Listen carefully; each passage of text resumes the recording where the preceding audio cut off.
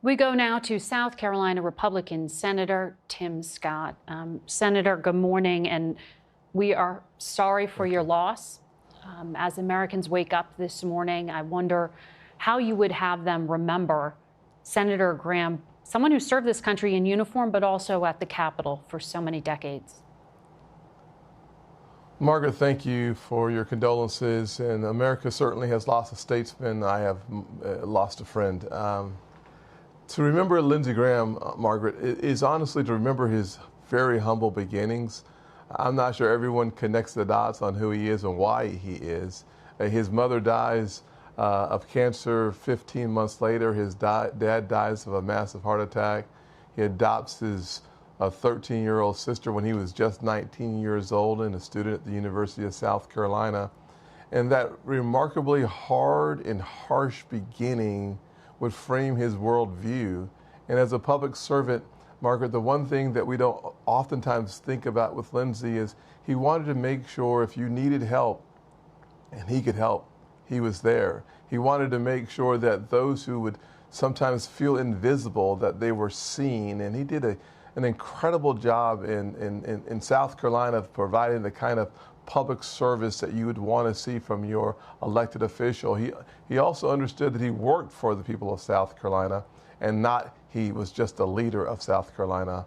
Of course, there's a foreign policy portfolio that's undeniable, that it was synonymous with who we knew him to be in public service. But as a South Carolinian, as a friend, I got to tell you, he was just a witty guy. He was always funny. I'll tell you one quick story, Margaret. When I first started my South Carolina prayer breakfast in D.C., for those of us who came from South Carolina, I called Lindsey on the phone, and I knew he was not a morning person. And prayer breakfast starts 8:30 in the morning. And I said, Lindsey, will you come? He says, I'm not coming even if Jesus comes before 10 a.m. And it made me, I just laughed out loud. And of course, at 8:31, who walks through the door? Lindsey Graham. He was always committed to the priorities that he thought was important, not just for him, but for me. And it's one of those times when you just know who he is as a person. And then as a public servant, we certainly know him as a fierce fighter on foreign policy, as a person who put on the uniform for 30 years, a colonel in our military. He loved America passionately. He served us brilliantly, and he will be missed undeniably.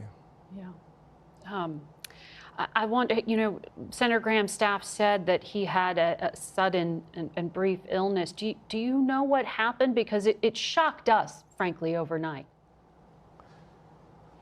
Yeah, I don't know the details any more than his staff has released.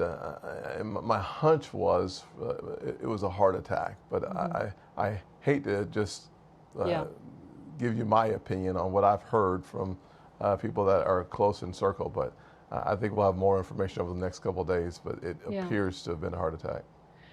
You mentioned the senator's sense of humor.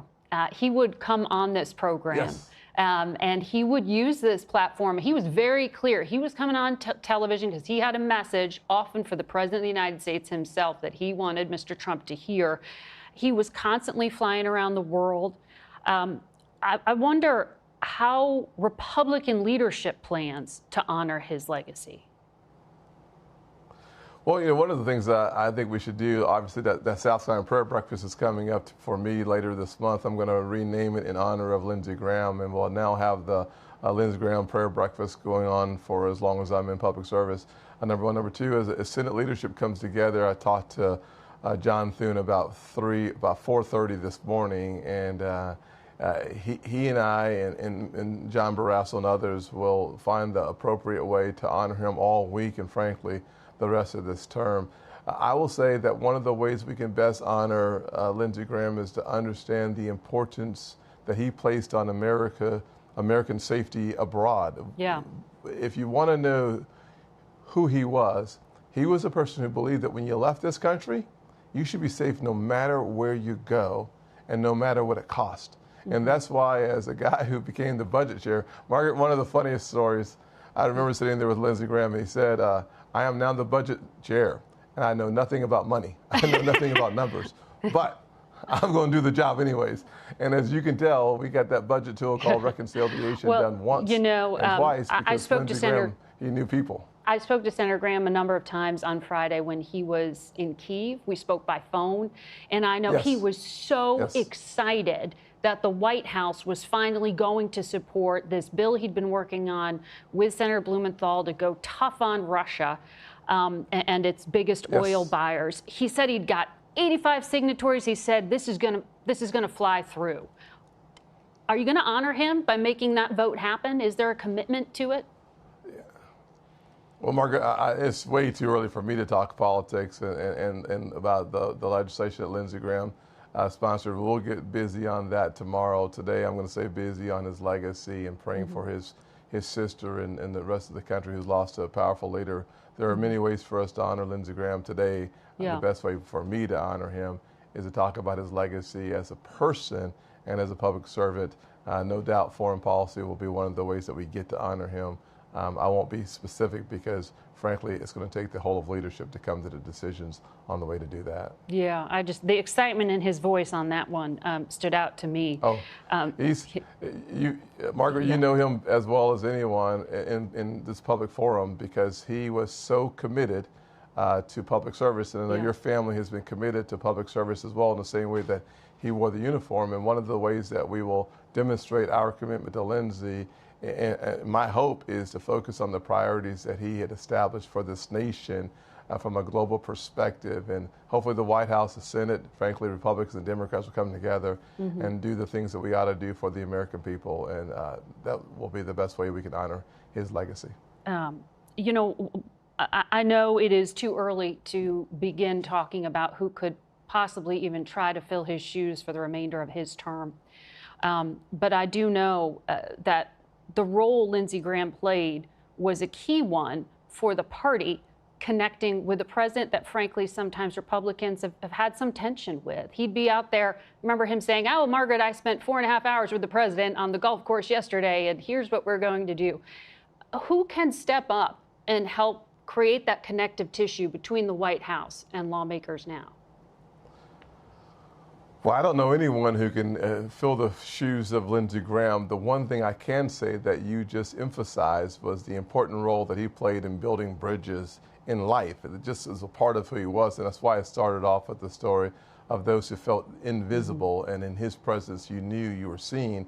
And we're going to have an important conversation to come. President Trump is committed to the Republican Party and frankly to the Republican Senate. There are disagreements without any question, but the good news is those disagreements so far have made us stronger. And Lindsey Graham being on the phone with the president every single day was helpful without any question. Playing golf every weekend for 4 hours. How anybody plays golf for 4 hours, I'll never know because I've never played for 2 hours. But the truth of the matter is it was the bond that he forged on the golf course that made him such a powerful advocate for the president and a powerful advocate for us with the president. And so we'll need that. But more importantly, what we'll need is a champion who steps up to the plate, not for politics, but for serving our country.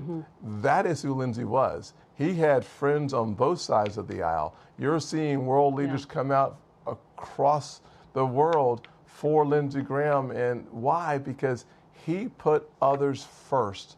It is a biblical principle to let others shine more than you. And he's done that really well, even in his passing. He is like iron sharpens iron, so one person sharpens the other. We're now watching the world respond to the impact that Lindsey Graham had, not just here at home in South Carolina, but around the world. Senator Scott, thank you for your remembrances this morning.